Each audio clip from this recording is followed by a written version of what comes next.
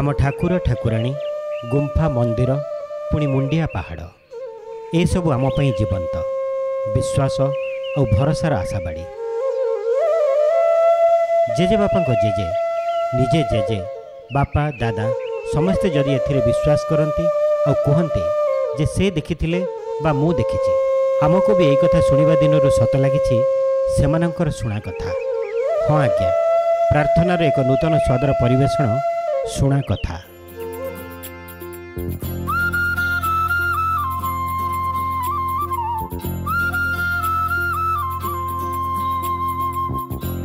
कथार अच्छी जे देश जाई से फल खाई जे जगह जाई किसी नुआ कथा पाई तेज आसतु मु आपणकर मलय स्वागत करुच्ची आपण को प्रार्थनार नुआ शो शुणा कथा को।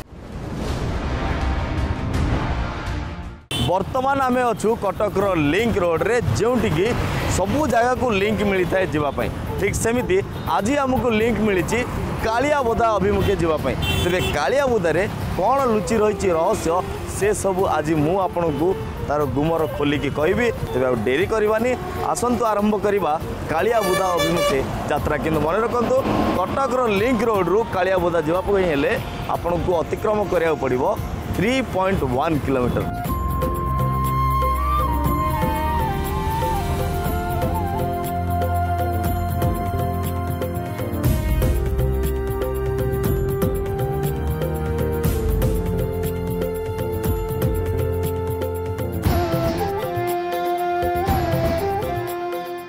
कौन बाबा ये आमर एठार परंपरा माने आपको पिंधिले भीतर को प्रवेश अच्छी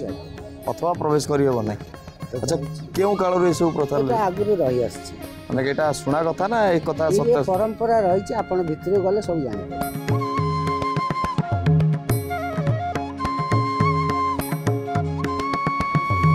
बड़ सौभाग्यर कथा जे गुरु क्षेत्र रे आसी बाबा हाथरू वर्तमान मु धोती पिंधुची ऑलरेडी उत्तरीय पकई सारली आगु को भीतर को जीवा।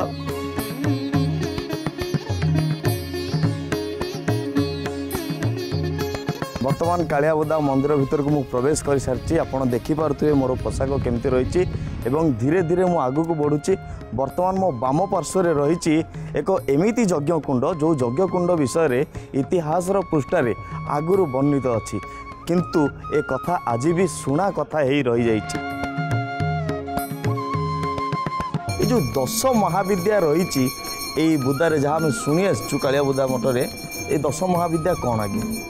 नहीं आज्ञा एठारे 10 महाविद्या नहांती 10 महाविद्या काली तारा बगड़ामुखी छिन्नमस्ता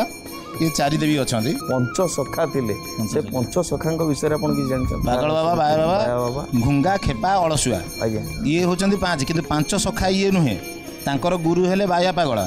सेमानकर शिष्य हेले घुंगा खेपा अलसुआ से 3 महान शिष्य थिले। आपण निजे देखिचंदी ना ए कथाटा ना ना मु देखिने सी तो को काडू गले माने आपणकर ये मध्य एक प्रकार रो सुना कथा आज्ञा। तेबे ए सुना कथा भितरे आउ गोटे सुना कथा मध्य आसुछ आज्ञा जे एई प्रांगण भितरे 12 हाथ खंडा मध्य अछि से विषय आपण किछ कहि परबे कि 12 हाथ खंडा बोली जो कथा अछि विशेष भाव में 1955 मसीह ठीक गोला बारूद खंडा अच्छी बोली महजूद अच्छी बोली पुलिस छाउणी आप आक्रमण कला किंतु आ भितर साधु सन्थ माने थिले एठी रक्तर सुओ छुटी किंतु आ अनेक को बंदी करिसंती बंदी कला परे तांकर केस हेची ए केस रे सेतेबेला ब्रिटिश सरकार जजमेंट देइची जे साधु सन्यासी मानकर कौन अपराध नहीं से मुक्ति कर दिया जाइए। तो जो 12 हाथ खंडा ये 12 हाथ खंडार आउ गोटे तात्विक अर्थ अच्छी माने आमर निश्वास प्रश्वास कारण ये हूँ जोगपीठ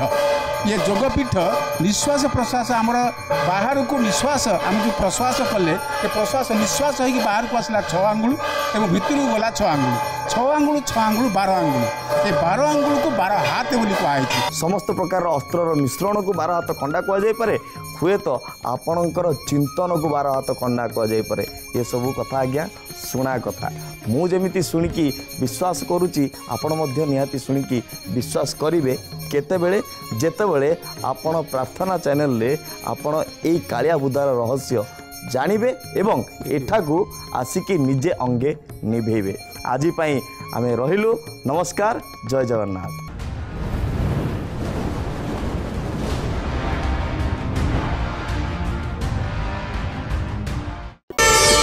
ପ୍ରାର୍ଥନା ଆମ ଆନନ୍ଦର ଉତ୍ସ।